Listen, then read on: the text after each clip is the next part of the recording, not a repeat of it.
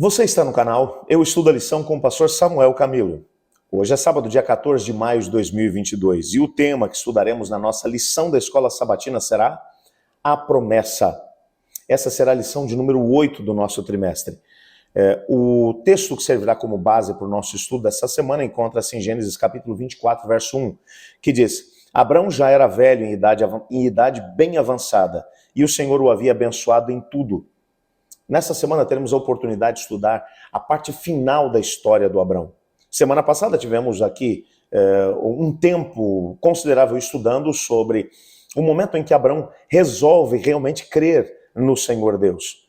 É claro que no auge dos seus 99 anos, Deus vai aparecer a ele e vai dizer que o cumprimento da promessa de que ele seria pai e que Sara seria mãe estava prestes a ter lugar. Então imagine a cena, ele com 99, Sara com 90.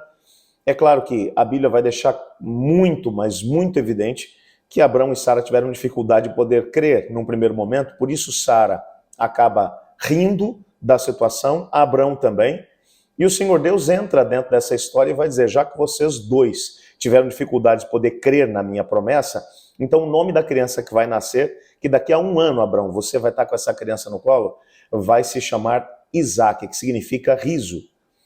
E é exatamente isso que vai acontecer. Sara deu à luz a um filho, Abrão, na sua velhice. Gênesis 21, verso 2, vai mostrar exatamente isso. Ele chamou esse bebê de Isaac, significando o próprio ato de terem rido dessa mesma situação.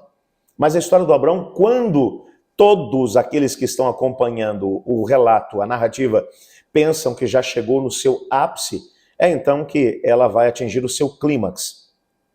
Quando no capítulo 22 você encontra o momento em que Deus aparece para Abrão e diz, olha, pega teu filho, teu único filho Isaac, através de quem as promessas irão se cumprir, e leve-o até o Monte Moriá, e então sacrifique-o ali sobre o monte.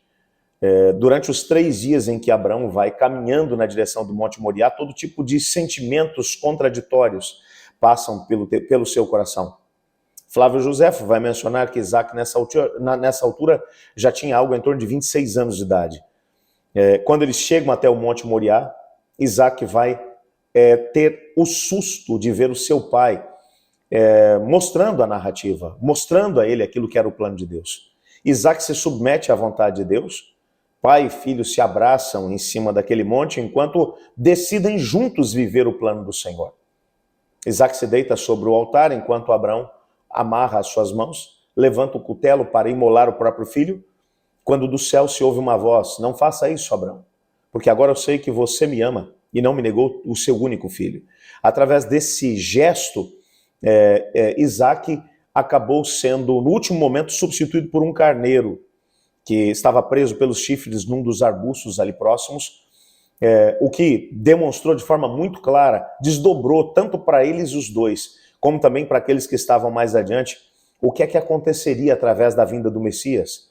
Como a vinda do Messias iria conseguir salvar a humanidade? Gênesis capítulo 22, versos 17 e 18 vai falar sobre isso, e lá em Atos capítulo 13, verso 23, nós vamos perceber que aquele cordeiro, aquele carneiro que estava preso pelos chifres e que foi sacrificado no lugar de Isaac, representava ninguém menos do que o próprio Cristo Jesus.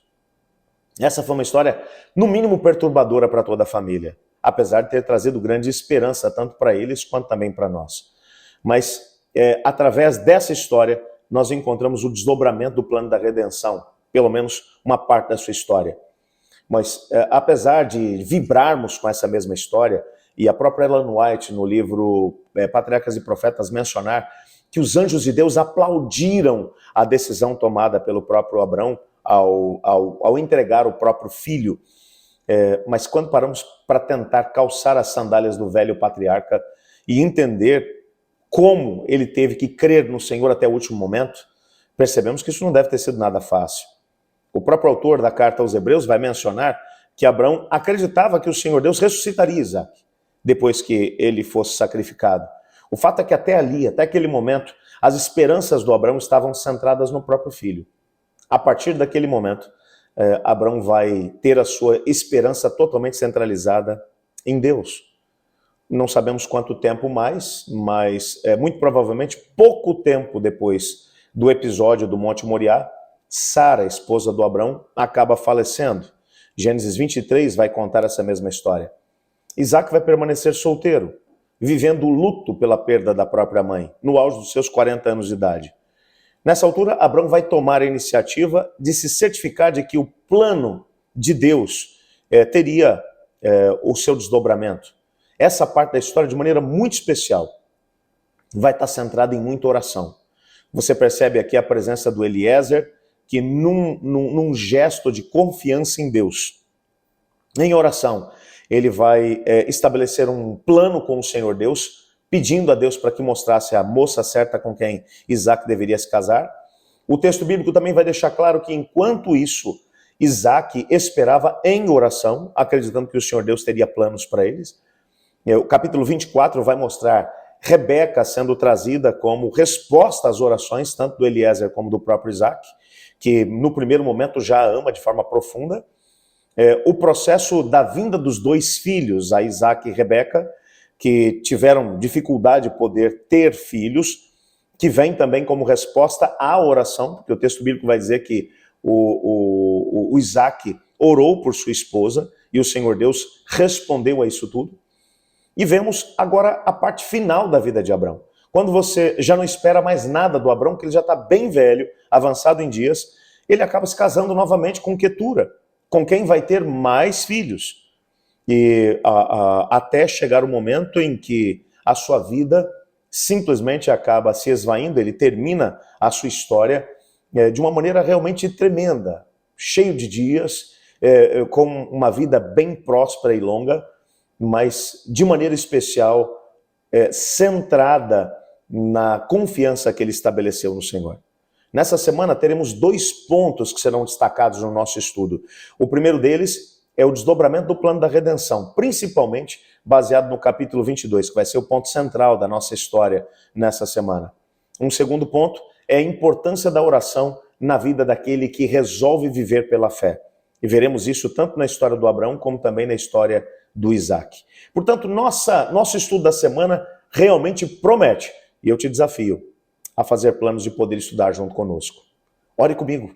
Obrigado, Pai, porque em Tua palavra temos exemplos tão profundos como o exemplo do próprio Abrão, Isaac, que acabaram vivendo uma experiência de confiança no Senhor e por isso receberam revelações tão importantes sobre o plano da redenção e ao mesmo tempo tiveram respostas tão profundas à oração. Ajuda-nos nessa semana a aprender com eles, pois é em nome de Jesus que oramos. Amém. Eu estudo a lição. E você?